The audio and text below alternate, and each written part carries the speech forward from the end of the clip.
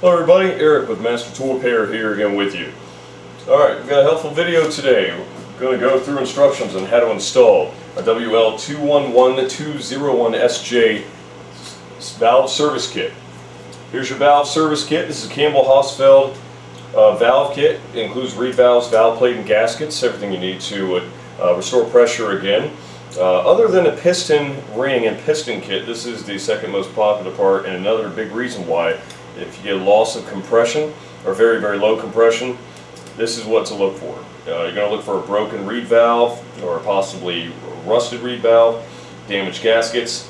If you have any damaged gaskets or reeds, then you'll need to replace this valve kit, as it only comes in a kit, the gaskets and the valves, so they're not available individually. So this is used on many Campbell Hausfeld units and also other Campbell Hausfeld mate units branded Husky and under a couple other different manufacturers or labels. Alright, so this is the WL211201SJ valve service kit, and what we're going to do here is explain what tools we have here. We're going to show you what you'll need to install this. And this is installed on this particular model, is a WL650001SJ model, as you can tell right here in your data plate on your tank. This is a WL series air compressor, and this particular valve plate is used in a pump that starts with 390002. So if you have a pump model number that starts with WL390, that series, the WL390 series, no matter what the last couple digits are, I'm going to use this particular pump assembly and use this valve plate assembly. So it's used on many, many models, not just one or two, but dozens of models. Alright, and they have different specifications. Your tank may be bigger, smaller, what have you. It may look a little bit different in configuration, but uses this pump and this valve plate assembly here.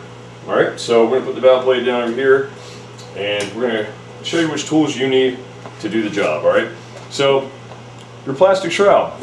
It's a clamshell shroud, so it has two halves, right? So what you're going to find here, there's only two screws that hold this top shroud on. You have a screw here and a screw in the back. These are Phillips head screws, so you're going to need a Phillips head driver, and show you the rest of the tools here. You're going to need a 3/4 inch crescent wrench or an adjustable crescent wrench. You're going to need a TX30 size star bit right here, and you're also going to need a couple different socket sizes. We got a 3/8 and a 7/16 here. That should be all you need. Pretty simple, no extraordinarily unique tools. Alright, what we're going to do is remove the two screws that hold the top shroud on with a Phillips head screwdriver. Alright, there are clips, so if it doesn't seem at first like it's going to come off, it will, but you have to pull out the clips right here. There's tabs on either side and on the end of the shroud. So simply just going to pull it apart just like that and pull off the tabs in the back, and there you are. Voila, the inner workings of the air compressor. So you have your pump motor assembly. This is your motor right here, and this is a shroud that covers the surrounds the fan, the metal fan, and your piston right here, and of course your head and your valve plate assembly, which is underneath the head right here. So valve plate assembly, here's what we're replacing. All this bit that's in between the cylinder and between the head. Alright, so what we're going to do now is just kind of move this motor pump assembly so it's easier to work with, so we're not trying to install it here at an angle horizontally. So we're going to move this. So what you need to do that is first 7/16 inch, or I'm sorry, 3/4 inch crescent wrench. We're going to remove the compression fittings off of the transfer tube. This is the outlet of the pump head. Now before you do this, certainly make sure that you turn the compressor off and bleed the air from the tanks. If your check valve is not working and it fails, you'll get a burst of air in the face and it will not feel very good. So turn the unit off, bleed the air from the tanks first, and make sure it's unplugged. Alright, so here we are. We're going to loosen the compression nut to the head, attaches the transfer tube and to the check valve and the tank inlet here. This will just make it so that we can simply move this motor pump assembly so it's a little bit easier to work with. Alright, so first remove this end. All right, we're going to move the tank end. There we are. Set that aside. All right, next we have a motor strap here. All right, so that is a socket, and we're going to switch out, let's see, our fitting, and that's going to be a 3/8 inch. So the strap socket, it will be a 3/8 size. So let's go ahead and remove that. And you might need a extension to get in there. I think we can get in there without one. We sure can. There we are. So the strap is removed. It's holding down the motor and pump assembly. Let's go ahead and take that off. Alright, so that's removed. Okay, and we have one more item to remove so we can move this. Alright, we're going to have a star bit right here. This is going to be a size T30 star bit. Alright, so let's throw that in our driver here and remove this.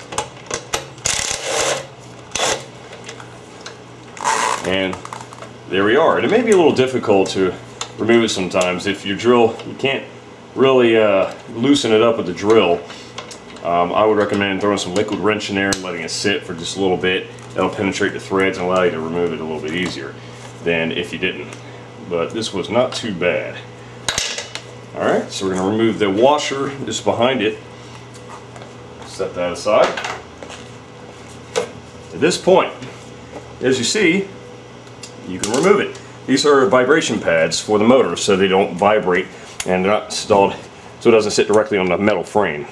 So we have the vibration pads there. So now we can just set it up like this and kind of work on it like so. Alright, so first things first, we got to take our head off. Alright, we have size 7/16 inch bolts here that we'll have to remove from the head for these guys. Let's go ahead and do that. One, these are very long to go through the whole body of the pump. They go through the pump head and the cylinder down to the base.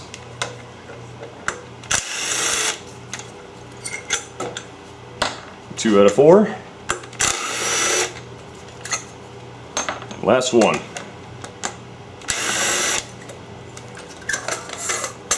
There we are. Alright, and once you have the bolts removed, the head should come off very easily, as well as the valve plate and the gaskets and valves.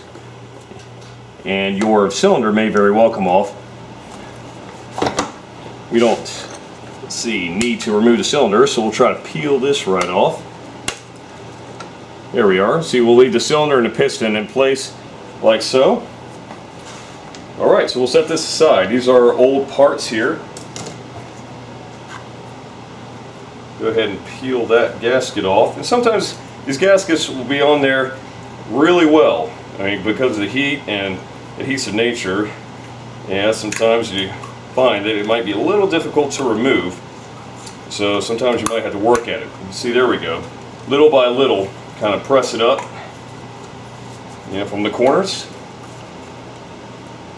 and you might get a piece of gasket that comes off or is cracked, but you know what, we're replacing them anyway, so it's not really going to matter if we damage a gasket slightly. So not the end of the world if you do. And what you do want to do is you want to remove the gasket material if there is any left on the head casting itself. Right here, if you can see, you may be able to, there is certainly some gasket material, some head gasket material left on the casting of the head. Now what you want to do is buff that down. You can either use a small little sander, pneumatic sander, or some real fine grit sandpaper to take that off. You can also use a flat razor blade. A lot of times we do that here in the shop, and simply scrape it off and then use very fine sandpaper and just to remove the excess so that it's nice and shiny. And that way you know you have all the gasket material off from the old gasket. Alright, set that aside here. All your old parts. And your head. The valve plate assembly. It'll already come like this. Now all of the parts, the gaskets, valves, valve plate, may not be in exact order when you get them and when you remove them from the packaging. But we're going to go ahead and show you how to put it together and how each individual component should go once you to get them in, install them in correctly. Because you can install these incorrectly, and you can have them flipped upside down or flipped 180 degrees. If you do so, it won't work. So we're going to have to install these correctly. All right. So what I like to do is install first one side of the gasket and an intake valve, which goes on one side of the plate, and then I like to flip it over and install the other items and exhaust valve and head gaskets. So we have a total of 1, 2, 3, 4, 5, 6 items. All right, we have our paper head gasket, we have our metal head gasket, we have our exhaust valve. These two tabs are the exhaust valves. We have our valve plate itself, our intake flapper valve. Right, there's your intake valve, and of course your cylinder gasket, cylinder to valve plate gasket. So we have 1, 2, 3, 4, 5, 6 components. Make sure you have 6 components in your kit. All right. Well, here we have a flat razor, okay? We're going to take off the larger chunks, the excess of the old head gasket. All right, we want to remove the old head gasket material without damaging and gouging the aluminum portion of the head. All right, so this is really nice. You can get these anywhere, any hardware store. It doesn't have to be this large. It could be a small, flat razor blade.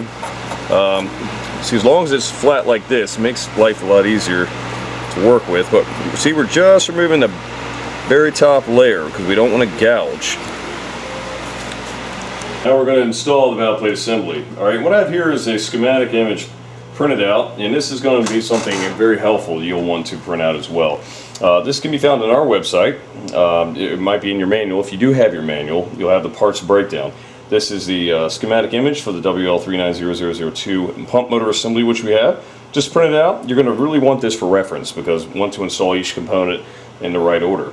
Alright, so this shows us everything from our cylinder on up. So we're concerned with just these parts anyhow. So keep this in front of you.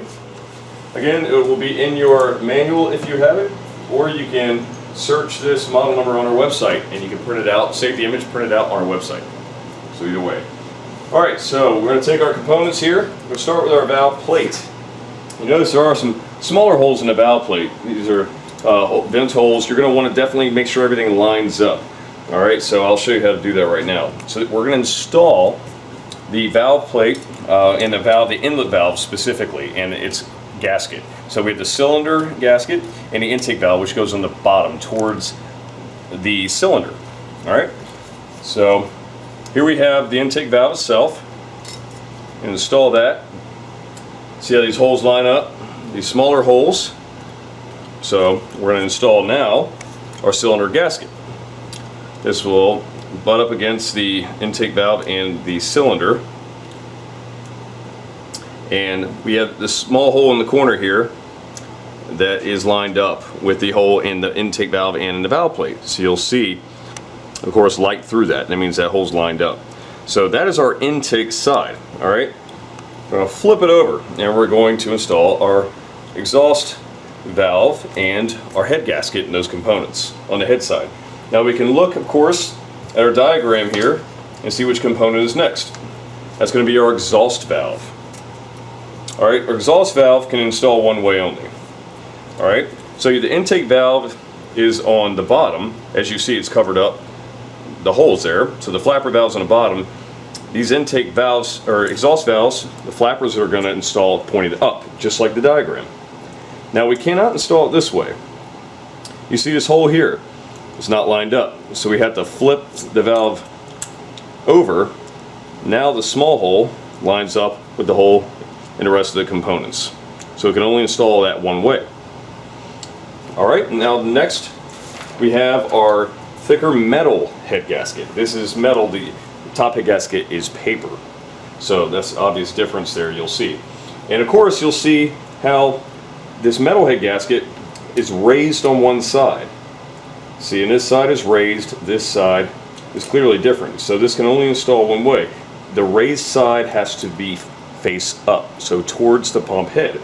So raised bevel here, raised up and facing the head. And once you do that, you'll see that the small hole lines up with the hole, small hole in the exhaust valve, valve plate, intake valve, and cylinder gasket. We have one more part. We're almost through. That's going to be our top paper head gasket. This can install again only one way. You see this shape here? Well, we have that same shape on the head gasket. Can't go this way, doesn't line up. So it has to go this way. And see how our exhaust valve kind of dropped down a little bit? That may happen, which is okay. Easy way to kind of keep things in order and keep them straight is to start putting your head bolts in, and we're going to install it like this, right? So we're going to go ahead and let's just put a couple head bolts in there just to get everything aligned, because we want to make sure everything is aligned. If not, and say your valve falls down or it drops down, well, you're not going to get any pressure and that won't fix the problem. So I like to go ahead and put a couple head bolts in here just to align everything. Alright, so there we go. Alright, now we have our head. Take our head there and make sure we just grasp all the components, grasp them real nicely so that nothing moves. Alright, take those bolts right back out carefully. And of course you see this shape here, this groove on the head. So this gasket and all these components can only install one way. I want to make sure that these grooves line up with the grooves on the head. So it has to install like this. If we install it this way, well, of course the grooves won't line up. So that's an easy way to remember how to install. Alright, so we're just going to flip this on over. There we go. And now we're going to put our head bolts through the head, through the gaskets, through the valves, through the valve plate. Make sure everything's lined up there. There we go. Just make sure you're careful about it, because you don't want to rip those gaskets and when you just install the new ones. So don't force it in there if it won't go in there. If it's, you know, resisting, don't push it through.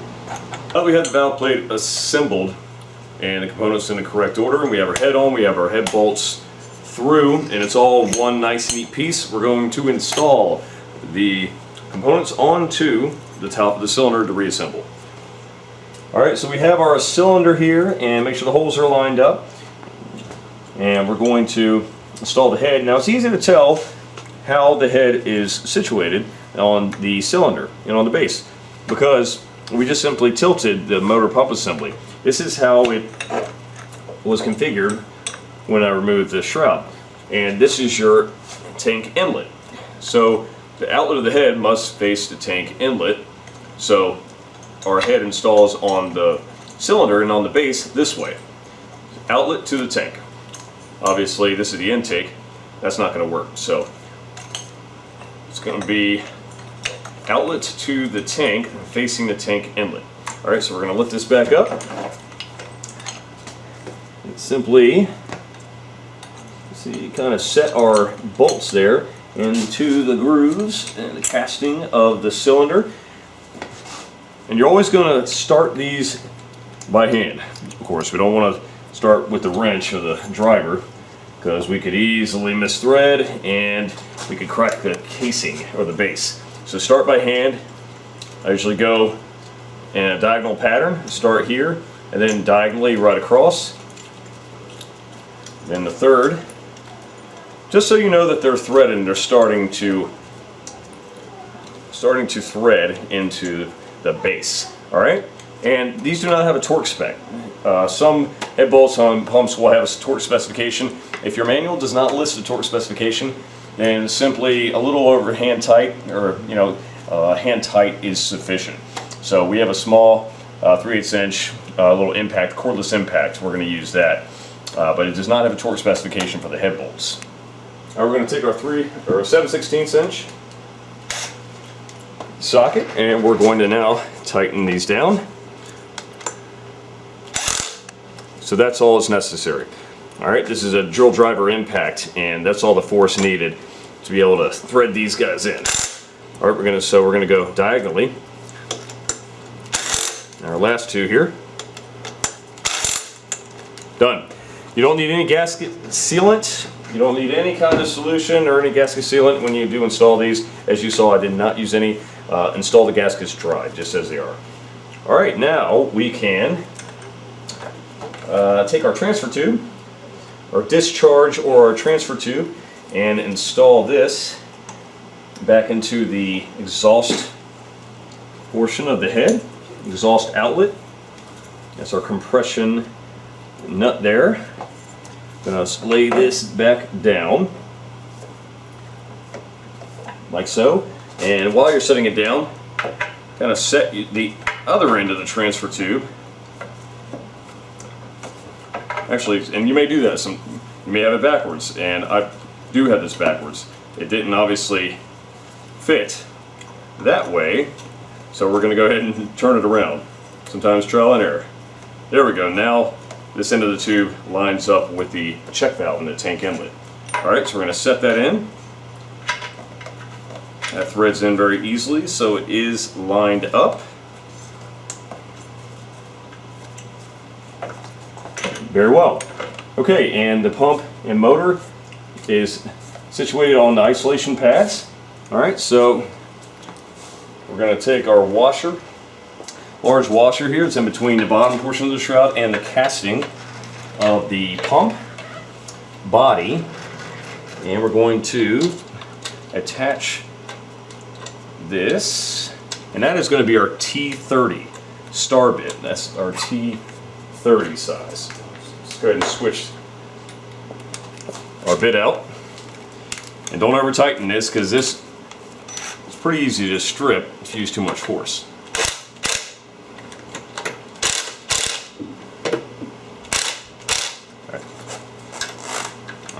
Sometimes you might have to make sure that you don't cross thread it in there. So that felt like it was resisting a little too much. So no matter how many times you do that, you could still cross thread it. So we want to make sure that's threaded in straight into the body of the motor pump assembly. And again, that's why it helps to hand start. And if you're not sure, then grab a screwdriver, grab your T30 screwdriver. That way you're not using a lot of force with the impact. See that? This appears that it's certainly threaded in correctly. Now, I can feel it. There's not too much resistance. And it looks like we're good to go there. Alright, so sometimes be safe so you don't cross thread it. Sometimes you got to use good old-fashioned hand driver, manual force there. Alright, and of course we don't want to forget our motor pump assembly strap. Alright, this was held on by our 3/8 inch hex bolt here. Install this in first. A little tricky, but there we go. Alright, it's very important, because do forget this, well, it'll just be really noisy. And some of the components could come loose and the motor could come loose. So don't forget this. It's going to keep everything from moving around. Vibration is the enemy. That can cause all kinds of problems. So we want to make sure we don't forget that motor strap. Alright, that's in there. So we're going to attach our 3/8 inch socket and tighten this puppy back up. There we go, just like so. There you are. Make sure all the wires are in place and not inside where the fan is located. We're going to take our 7/16, I'm sorry, our 3/4 inch. Our 3/4 inch crescent, and we'll hand start that. Let's go ahead and tighten up our compression fittings on our discharge tube to our pump head, and of course to our check valve.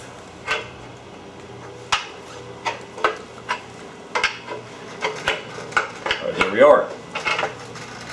Excellent. So we have an installed valve plate assembly with valves and gaskets, brand spanking new, and we have the pump motor assembly bolted down. The discharge tube is installed, and from there, well, all you have to do is reinstall the shroud, which again is just your two screws here, your two Phillips heads. There we are, and then snap tabs in place, 2 on the back, 1 on front, and tighten. Again, not too tight. This plastic is pretty soft, so we don't want to tighten it too tight.